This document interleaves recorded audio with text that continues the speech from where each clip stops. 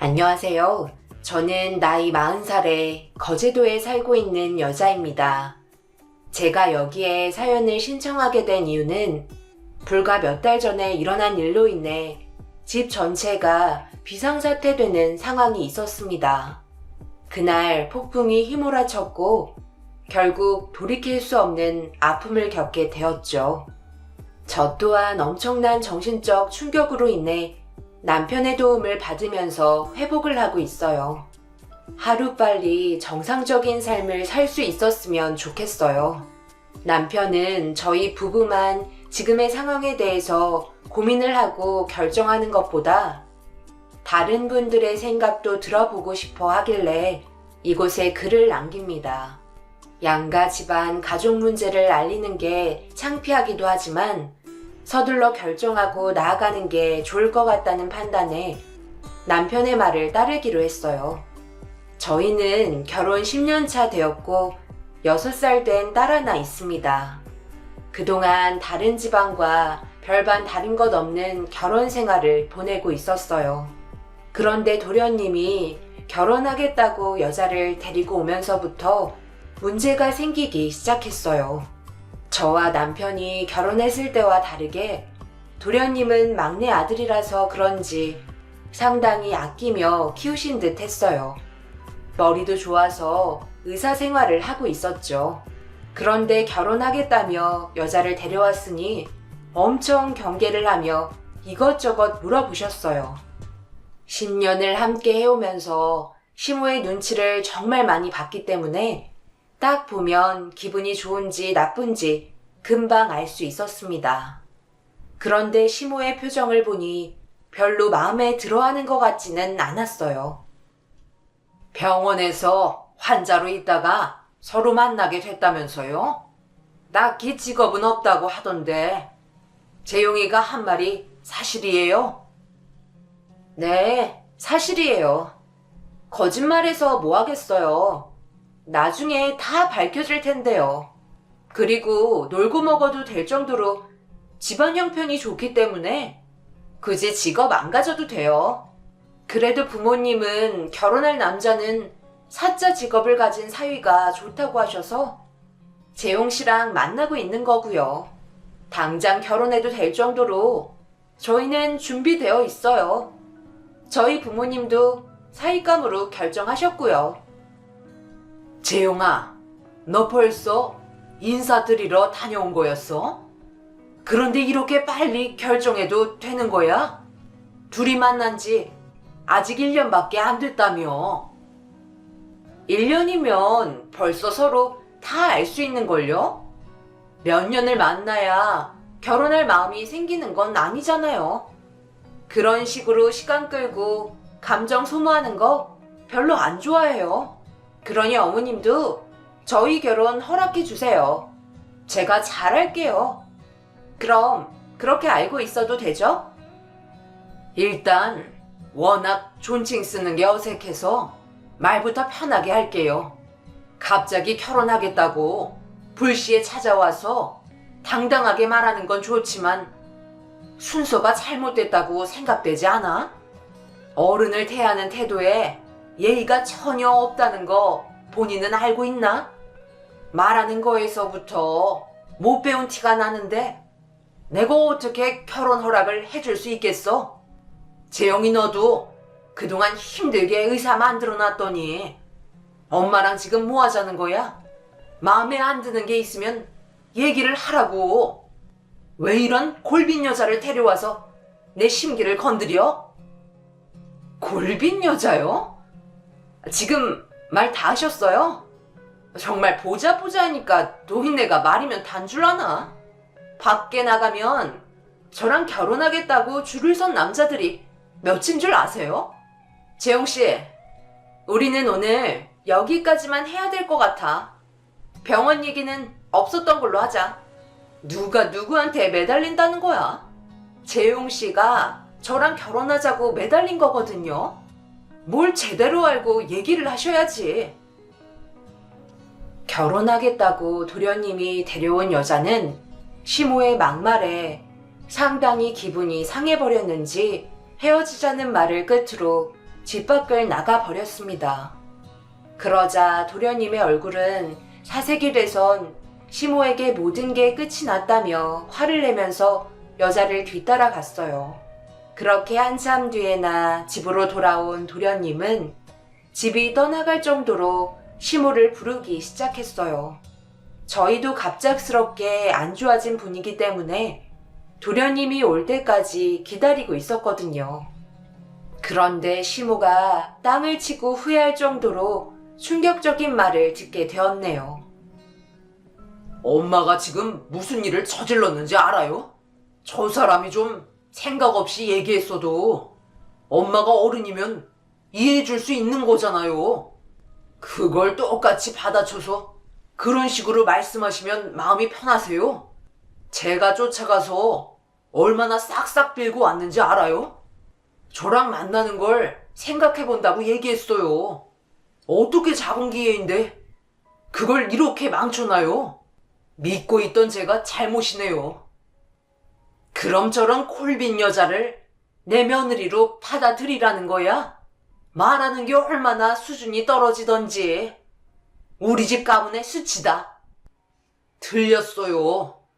우리 집 가문을 한층 더 올려줄 수 있는 여자라고요. 쥐뿔도 없는 우리 집에서 개인 병원 하나 차려줄 수 없으면서 의사 아들 하나 믿고 오만하시면 정말 큰 코 다친다고요. 제가 데리고 온 나리 씨가 이쪽 지역에서 손가락 꼽힐 정도의 재벌이라고요. 그동안 정말 많은 남자들이 접근했는데 저를 선택한 이유가 뭐인 것 같아요? 직업도 당연히 받겠지만 서로 진심으로 잘 통하는 사람인지 그걸 제일 중요하게 생각했다고요. 나리 말이면 부모님은 자동으로 고개가 숙여질 정도로 자기 딸을 떠받들고 믿고 따라준다 하지만 제가 인사드리러 갔을 때 제가 마음에 들었을까요? 내세울 거라곤 의사 직업 하나인데 그런데도 자기 딸이 사랑하고 있는 남자라고 결혼 허락해 주셨어요. 그런데 엄마는 저를 엄청 깎아내리셨네요. 덕분에 제가 항상 꿈꿔왔던 개인 병원은 물 건너가게 생겼어요. 항상 엄마한테 드렸던 말 이젠 아예 잊어버리셨어요? 사람은 겉모습만으로 판단할 수 없으니 말씀 조심하라고 했었잖아요. 엄마 때문에 개인 병원 날아갔으니까 알아서 원래 자리로 되돌려 놓으세요. 만약 그렇게 하지 못하신다면 엄마와의 인연은 가차없이 끊어버릴 거예요. 아시겠어요? 남편과의 결혼 이후 도련님이 시모에게 화를 내는 모습을 처음 보게 되었어요. 그리고 뒤늦게 들어오신 시부가 난장판이 된 집안을 보곤 또 한 번 발칵 뒤집히게 되었죠. 시모도 잘한 건 없으시지만 그렇다고 도련님 또한 감정 조절 실패로 부모에게 상처되는 말을 하게 되면서 잘못된 행동을 하고 말았어요. 남편은 이성을 잃어버린 도련님의 모습을 두고만 볼 수 없었는지 멱살을 잡고 집 밖으로 끌고 나갔습니다. 그렇게 상황이 마무리된 이후 가족 모두 마음을 진정시킬 수 있었어요. 그런데 상당히 잘 사는 집안인지 개인 병원을 차려준다는 말은 솔직히 좀 충격이었습니다. 의사인 도련님이 돈을 못 버는 편은 아니지만 그렇다고 잘 살 수 있는 환경은 아니었어요. 시부모를 모셔야 하기 때문에 받는 돈으로 여기저기 지출을 하다 보면 저금할 수 있는 금액이 얼마 되지 않는 것 같았죠. 그런데 갑자기 결혼하겠다고 나타난 여자는 개인 병원을 차려주려 했었다는 거에 엄청난 충격으로 다가왔었어요. 얼마나 큰 재력가이면 아무렇지도 않게 그런 말을 뱉을 수 있는지 그저 놀라울 뿐이었습니다. 시모도 개인 병원이라는 말에 동공에 지진이 난 것처럼 흔들리고 있었고 불과 몇 시간 전에 자신이 했던 행동에 대해 후회를 하고 계셨습니다. 그리고 결국엔 시모가 두 팔 걷고 결혼 허락을 받으러 왔던 여자를 찾아가게 되었네요. 혼자 가시기는 두려우셨는지 저와 동행하길 원하셔서 어쩔 수 없이 시모의 뒤를 따라가야만 했어요. 그리고 약속된 장소에서 서로 만날 수 있었습니다. 인사하러 왔을 때와 다른 분위기가 연출이 되었고 온몸은 명품으로 도배가 된 상태로 저와 시모를 훑어보고 있었습니다. 시모는 무슨 말부터 해야 할지 몰라 제대로 말씀을 못하고 계셨는데 답답했는지 여자가 먼저 입을 열었습니다. 갑자기 저는 왜 부르신 거예요? 저와 재홍씨 결혼 허락해 주시려고요? 아니면 다른 용건이 있으셔서 찾아오셨나? 내가 무슨 할 말이 있겠어. 생각 없이 분위기를 흘려버린 내 잘못이지. 제발 우리 아들과의 결혼 포기 안 했으면 좋겠어. 오늘 이 말 하려고 부른 거야. 재용이 지금 출근도 못하고 집에 이 결혼이 무산될까 봐서 끙끙 앓고 있다. 시모는 예비 동서에게 계속해서 사과를 하며 둘의 결혼을 허락해 주겠다는 말을 꺼내면서 상황은 어느 정도 정리가 되고 있었어요. 예비 동서 또한 계속해서 시모가 좋게 말씀하시자 금세 마음이 풀어졌고 어려울 것 같았던 관계는 그렇게 해결을 볼 수 있었습니다. 그리고 그날 이후 시모와 예비 동서는 상당히 가까운 사이가 되었고 씀씀이가 큰 동서에게 계속해서 시모는 기대고 싶어 했어요.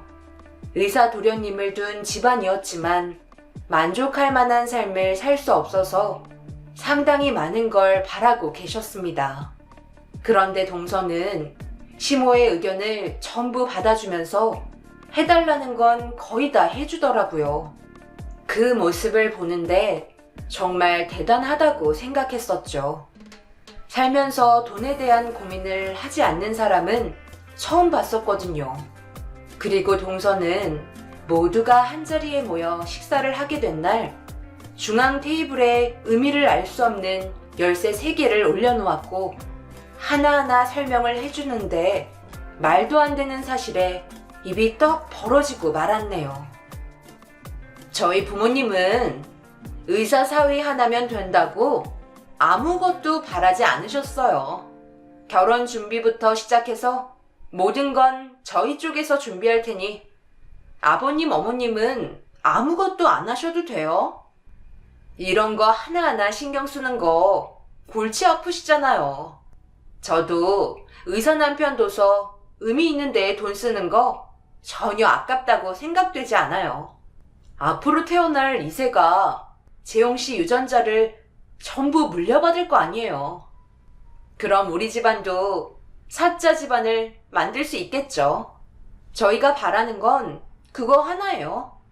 그래서 이건 혼수 물품인데요. 하나는 한강뷰가 보이는 아파트 열쇠, 그리고 하나는 재용씨가 앞으로 타고 다닐 명품차 한 대와 마지막으로 이 열쇠는 현재 한창 공사 중인 재용씨 개인 병원 건물 열쇠예요.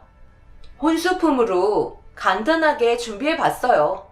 저희 입장에선 별거 아니지만 그래도 이 정도는 해드려야 재용씨와 함께할 명분이 생기죠. 그리고 마지막으로 하나 더 있는데요. 이건 앞으로 아버님, 어머님께서 새로 살게 되실 연희동 200평대 전원주택이에요. 마음에 드실지 모르겠지만 내일 저랑 집 구경하러 가실래요?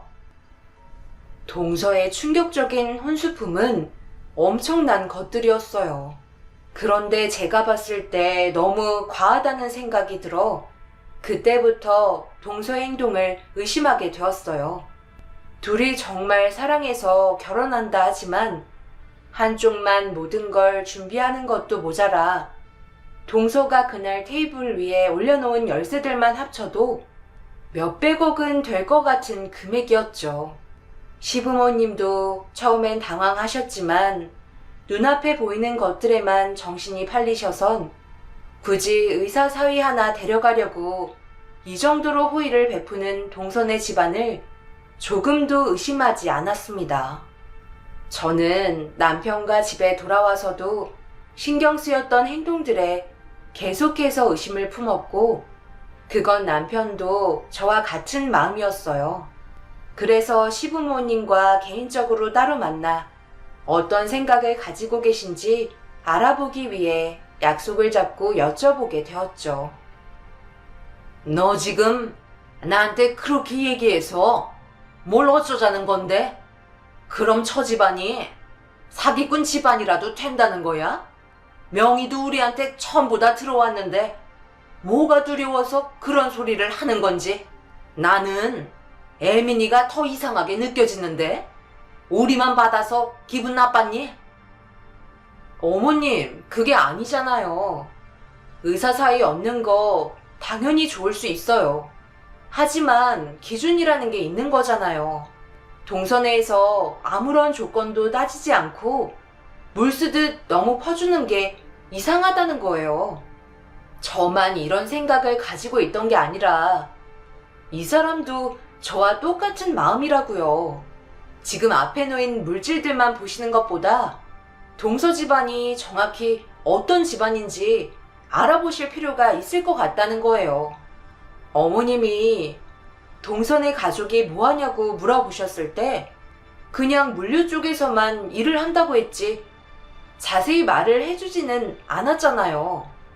돌다리도 두드리며 건너가야 저희가 만약에 받게 될 피해가 있다면 최소로 줄이지 않겠어요? 애미 너 지금 우리를 가르치려 드는 거냐?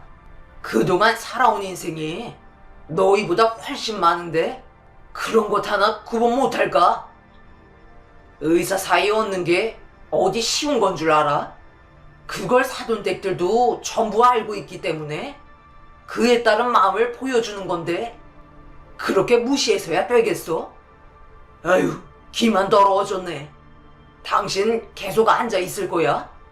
더 들을 필요 없으니까 우리 먼저 일어날 테니 2번 다시 이런 쓸데없는 말들 하지 말거라. 그러니까 내가 뭐라고 그랬어? 종민이 너도 학창시절 때 공부 좀 하라고 했지? 기껏 켜놨더니 공돌이나 하고 있으니 저런 마누라를 얻지 못하고 결혼생활 내내 궁핍하게 사는 거 아니냐? 못난 놈.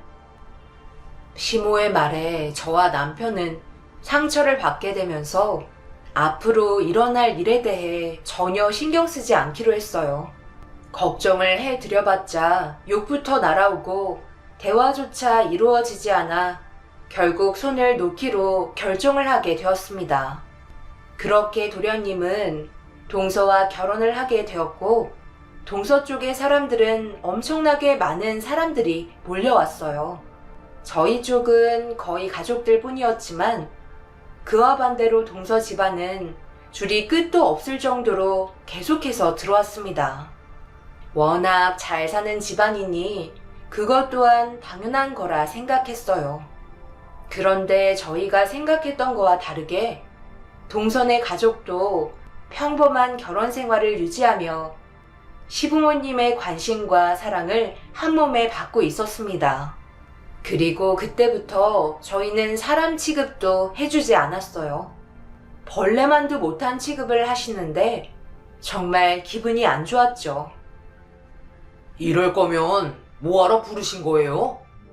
앞으로 이런 자리에 저희 부르지 말라니까요. 그렇게 비교하고 싶으셨어요? 아들, 무슨 말을 그렇게 섭섭하게 하는 거야? 비교라니?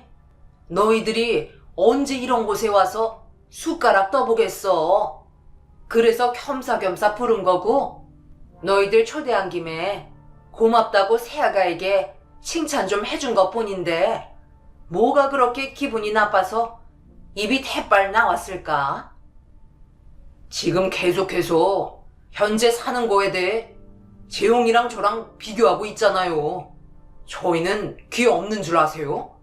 저는 능력이 이것밖에 안 돼서 죄송합니다. 이런 멋진 곳에서 숟가락 뜰 정도의 형편이 못 되니 집으로 돌아가 김치랑 밥만 먹어야겠네요. 우리가 생각해서 초대했으면 생색 좀 낼 수 있는 거지. 그거 가지고 뭘 그렇게 화를 내고 그래? 부러우면 그냥 부럽다고 해. 인정해버리면 마지막 남은 자존심마저 꺾여버리는 것 같아. 너무 힘들어? 이게 현실이야. 그냥 받아들이라고. 나는 뭐 그런 공장에서 일을 하고 싶은 줄 알아? 그리고 아버지, 제가 그땐 너무 황당해서 아무 말도 못했었는데요.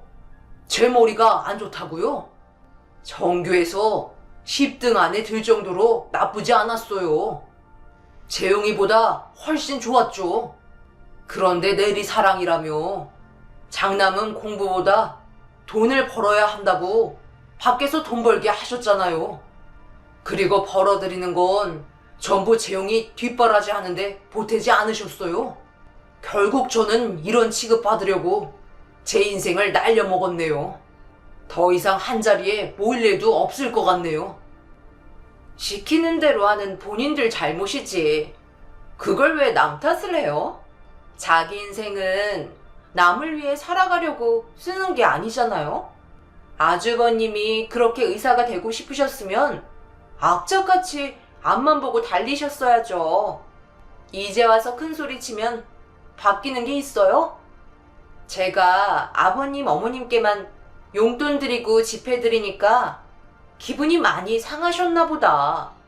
아주버님도 어느 정도 도움을 주셨었는데, 그렇죠?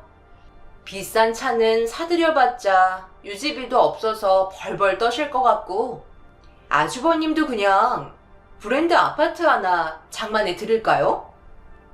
됐다. 네가 왜 저 애들까지 챙겨야 돼? 이런 곳에 초대해 준 것만도 감사하게 생각해야지. 아, 그리고 이거 받아라. 세아가 너희 집안이 돈이 많다 하지만 우리가 해줄 수 있는 게 이것밖에 없는 것 같아서 마음이라 생각하고 받아줄 수 있지. 재용이랑 의논해봤는데 이번에 사돈어른 칠순잔치 가족끼리만 초출하게 하신다며. 그래서 그동안 받기만 했으니 이번엔 우리가 작은 감사의 표시로 현금 5천만 원 정도 준비했다. 내가 뭘 사서 전달해 준다 해도 사돈어른 마음에 차지 않으실 것 같아서 현금 준비했으니 아무 말 하지 말고 넣어두렴. 그리고 이건 큰애 네 거다. 내가 준비 안 하려다 이번에도 입 나올까봐 생각해서 넣었으니 너도 고맙게 생각하고 정말 어렵게 구한 거다. 오래간만에 사돈댁이랑 좋은 추억 만들면 좋을 것 같아 준비했다. 이게 뭐예요? 한식 뷔페 4인 무료 쿠폰이라고 적혀 있네요. 여기 도련님 개인병원 공사할 때 길 건너편에 있었던 일꾼들 한바식당이잖아요. 지금 여기서 저희 부모님 모시고 같이 밥을 먹으라고요? 어머님, 진짜 너무하신 거 아니세요? 내가 너랑 뭘 하겠냐. 아무 뜻 없이 마음에 준비해 준 거다. 너희 집안 형편 봐서 부담 가지지 않게 생각해 준 건데 불만 있는 거야? 너는 그동안 시애미가 항상 봐왔는데 그게 문제야. 줘도 불만이라니까. 생각해서 준비한 사람 마음은 안중에도 없고 자기가 원하는 거 안 해줬다고 조금만 불만이 있으면 입만 툭 튀어나오고 너도 5천만 원 받고 싶었던 거야? 그럼 그만큼 우리 집안에 뭐라도 해야 할 거 아니야? 그것도 안 해주려다 세아가만 주면 서운해 할까봐 준 건데 싫으면 다시 돌려주던지. 아니요. 제가 왜 선물 받은 걸 다시 돌려드려요. 저희 부모님 모시고 가서 좋은 추억 만들고 올게요. 감사합니다. 그리고 저는 먼저 일어나 볼게요. 그 자리에 계속 있었으면 힘겹게 붙잡고 있던 정신줄마저 놓아버릴까봐 급하게 밖으로 나왔어요. 그리고 더 이상 시댁 집안과 엮이고 싶지 않았습니다. 남편은 2번 다시 연락하지 말라며 소리를 지르곤 제 뒤를 따라 나왔네요. 살면서 이런 비교를 당해본 것도 처음이었지만 시모의 행동은 그동안 우리 부모님을 한식 뷔페 쿠폰 정도로만 생각하고 계셨다는 거에 너무 화가 치밀어 올랐어요. 사람의 앞날이 어떻게 될지 아무도 모르는데 시모는 그동안 제가 시집살이 하면서 노력했던 건 전혀 생각하지 않고 당연하게 받아들이고 계셨던 것 같아요. 그날 너무 서러워 몇 시간 동안 눈물을 흘렸어요. 저희가 그렇다고 못 사는 형편도 아니었고 먹고 살 걱정 없이 평범하게 잘 지내왔었는데 그동안 시모가 원하는 만큼의 욕구를 채워드리지 못했던 점에 대해 알게 모르게 불만이 쌓여 있으셨는지 재산이 많은 동서가 시집 오면서 속으로만 생각했던 마음을 표출하신 듯 싶었습니다. 그리고 하필 그날 친정엄마가 연락도 안 하시고 양쪽 손에 한가득 보자기로 싸온 반찬들을 들고 집 앞에 서 계셨어요. 그 모습에 눈물을 안 흘릴 수가 없었죠. 결국 주저앉아 흐느끼고 있으니 엄마가 당황해 하셨고 남편이 좀 전에 있었던 상황에 대해 설명해 드렸어요. 침착하게 모든 걸 듣고 계시더니 갑자기 저에게 한식 뷔페 쿠폰을 달라며 손을 내미셨고 쿠폰을 건네드리자 저를 일으켜 세운 뒤 저녁은 한식 뷔페에서 해결하면 좋을 것 같다고 아빠에게 위치까지 알려드리며 그곳으로 향했습니다. 야근을 하려고 저녁을 드시는 분들이 계셔서 저녁 늦게까지 식당 문이 열려 있었지만 그곳에 가고 싶지 않았어요. 하지만 엄마는 사람 사는 거 다 똑같다며 오히려 그런 곳이 음식도 더 잘하고 맛있다면서 제 손을 잡고 남편 차에 태웠습니다.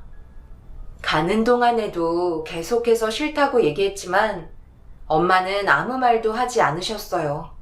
그렇게 한식 뷔페에 도착을 하니 아빠가 먼저 도착해 계셨습니다.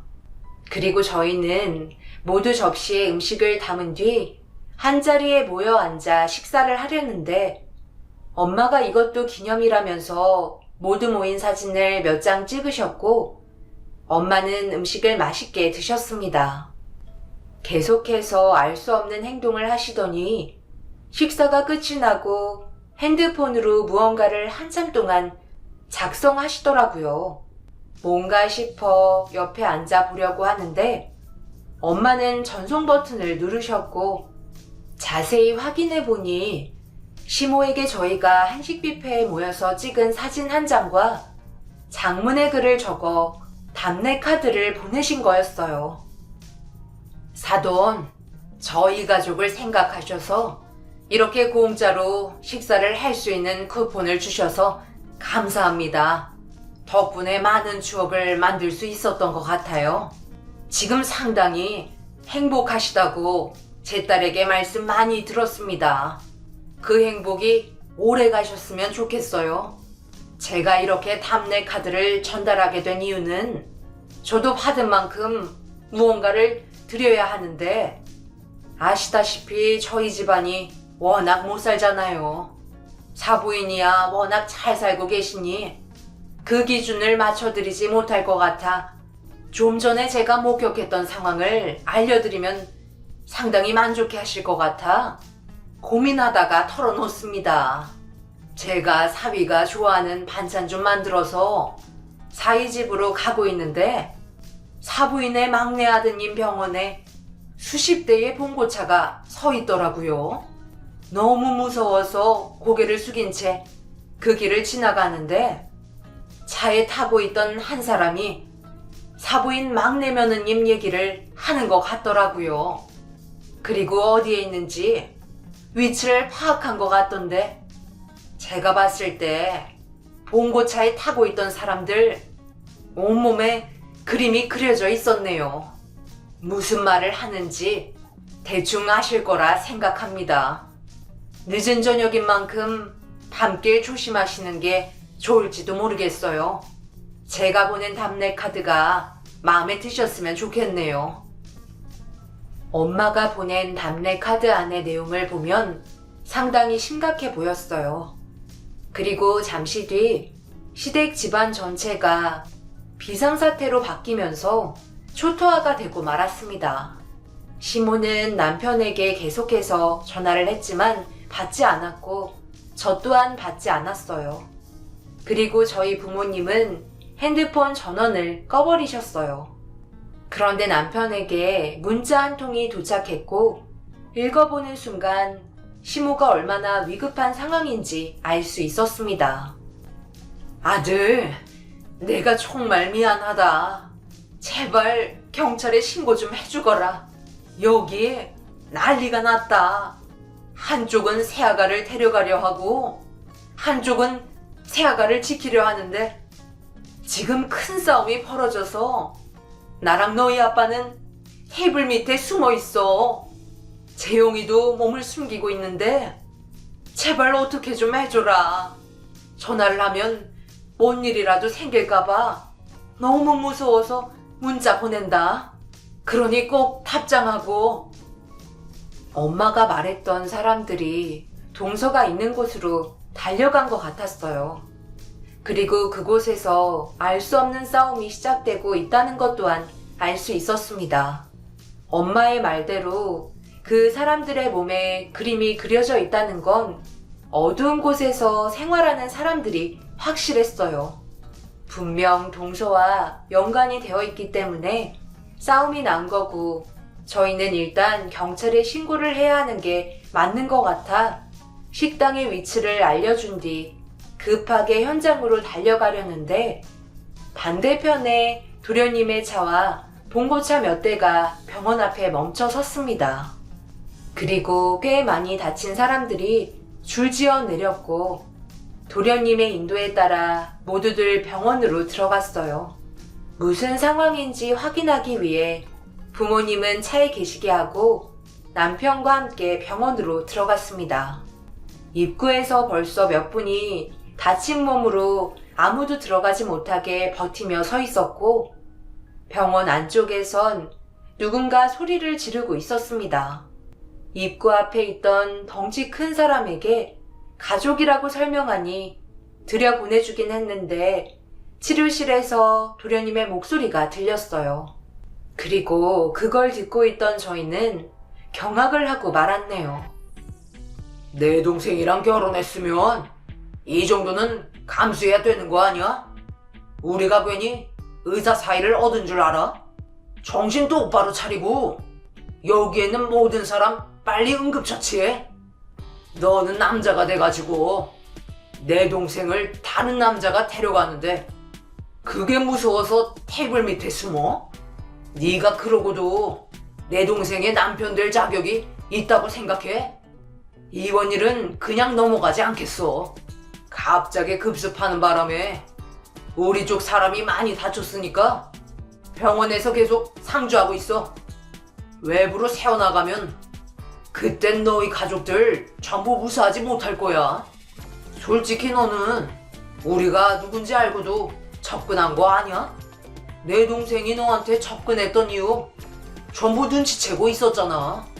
그래서 우리가 개인 병원 차려줬는데 막상 상황이 터지니까 팔을 빼고 싶어? 그렇게 하고 싶으면 두 번 다시 의사생활 하지 못하게 양쪽 손은 두고 가야 할 거야. 여기에는 생각보다 쓸만한 물건이 많네. 허튼 생각하지 말고 우리 애들 치료에나 신경 써. 오늘 저녁에 다시 한번 부딪혀야 하니까. 알겠어? 아버지가 힘들게 넓혀놓은 구역 절대 뺏기면 안 된다고. 도련님은 눈물을 쏟아내면서 다친 사람들을 치료해주고 있었고 동서의 오빠라는 사람은 도련님에게 화를 내고 있었어요. 그리고 잠시 뒤 동서와 시부모님이 병원으로 도착했고 들어오자마자 주저앉아 눈물을 쏟아내고 계셨습니다. 그걸 보고 있던 동서는 시부모님에게 막말을 퍼부으며 시키는 대로 빨리빨리 안 움직여서 위험한 상황에 놓일 뻔했다고 무서울 정도로 돌변한 상태였어요. 정말 저 세상 가려 작정했어요? 뭐가 무섭다고 움직이지도 못해. 한마타면 전부 다 큰일 날 뻔했다고요. 내가 이래서 노인네들 데리고 어딜 못 가겠다니까. 오빠, 나 언제까지 이 짓 해야 되는 거야? 이제 이혼해도 되잖아. 줄 만큼 줬고 저놈도 우리 쪽으로 끌어들였으면 나 이제 하고 싶은 대로 하면 안 돼? 아빠도 내 뜻 따라준다고 그랬어. 이번 일 마무리되면 그렇게 하자. 그리고 저놈 지 혼자 살겠다고 나 버리고 도망치는 거 오빠도 봤지? 내가 그동안 만나왔던 남자들 중 제일 쓰레기야. 우리도 이용해 먹을 만큼 사용하고 버리면 될 것 같아. 저런 놈을 남편이라고 끼고 있던 나도 정신 나갔지. 그래도 형식상 마누라인데 지켜줘야 할 거 아냐. 어머님, 저런 놈을 아들이라고 끼고 살았어요? 정말 한심하시네. 나이 드시면 고려장 당하시겠어. 동서는 그동안 발톱을 숨기고 있었는지 입에 담지 못할 말들을 쉬지 않고 내뱉었고, 시댁 집안은 그 사람들에게 제대로 물린 상태였어요. 동서는 저와 남편을 보고도 전혀 신경 쓰지 않았고, 도련님은 눈물을 흘리면서 다친 사람들을 계속해서 치료를 하고 있었습니다. 경찰에 신고를 하는 순간 뒷감당은 보장이 될 수 없을 정도로 무서운 사람들이었어요. 그런데 밖에서 경찰차 사이렌 소리가 들려왔고, 동서와 오빠라는 사람은 급하게 자리를 피했습니다. 그리고 뒤이어 경찰분들이 병원에 올라와 다친 사람들을 보고 경악을 했지만 당장 어떻게 할 수 있는 방법은 없었어요. 치료를 받아야 했기 때문이죠. 그리고 저희 부모님이 경찰의 뒤에 몸을 숨기며 상황을 지켜보고 계셨습니다. 차에 계시다가 저희와 연락이 되지 않자 경찰에 신고를 하시게 된 거였고, 상황은 대충 마무리가 되어가는 듯 했어요. 저희도 경찰서에 가서 진술을 해야 했기 때문에 현장에 있는 사람 모두 경찰서로 향했습니다. 그리고 동서와 오빠라는 사람도 멀리 가지 못하고 잡히게 되었네요. 그 사람들은 전부 어두운 곳에 몸담고 있는 사람들이었고, 이런 싸움들이 잦았는지 개인적인 의사가 필요해 도련님한테 접근한 거였어요. 결국 시댁 집안이 받았던 건 전부 어둠의 손으로 만든 거였고 압류를 당하고 말았습니다. 한순간에 빈털터리가 되어버렸지만 문제는 이혼을 한 이후에도 두 발 뻗고 잘 수 없다는 거였어요. 저희는 크게 연관이 없어 해당되지는 않았는데 도련님은 개인적으로 계속해서 동서 집안에 불려가는 듯 싶었습니다. 지시를 따르지 않으면 시부모님과 자신에게도 문제가 생긴다는 걸 계속 입김을 불어넣은 것 같아 보였어요. 본인들이 선택한 결정들이었기 때문에 저희가 어떻게 해줄 수는 없었습니다. 저도 6살 된 딸이 있는데 모두를 위험에 빠뜨릴 순 없었으니까요. 이사를 하긴 했지만 항상 불안한 마음은 계속 가지고 있네요. 도련님과 시부모님은 자신들의 선택에 후회를 하고 있는 중입니다. 하지만 경찰에 신고를 하지 못하고 있어요. 보복이 두려운 것 같아 보였습니다. 여러분들께선 지금의 상황을 어떻게 처리해야 할지 조언해 주실 수 있으신가요? 한편으론 잘 됐다 싶다가도 한편으론 마음이 무겁습니다. 하지만 남편과 제 딸에게 피해가 가는 일은 하고 싶지 않아요. 많은 의견 들어보고 싶네요. 제 사연 들어주신 분들, 오늘 하루도 좋은 일만 가득하시길 바랍니다. 감사합니다.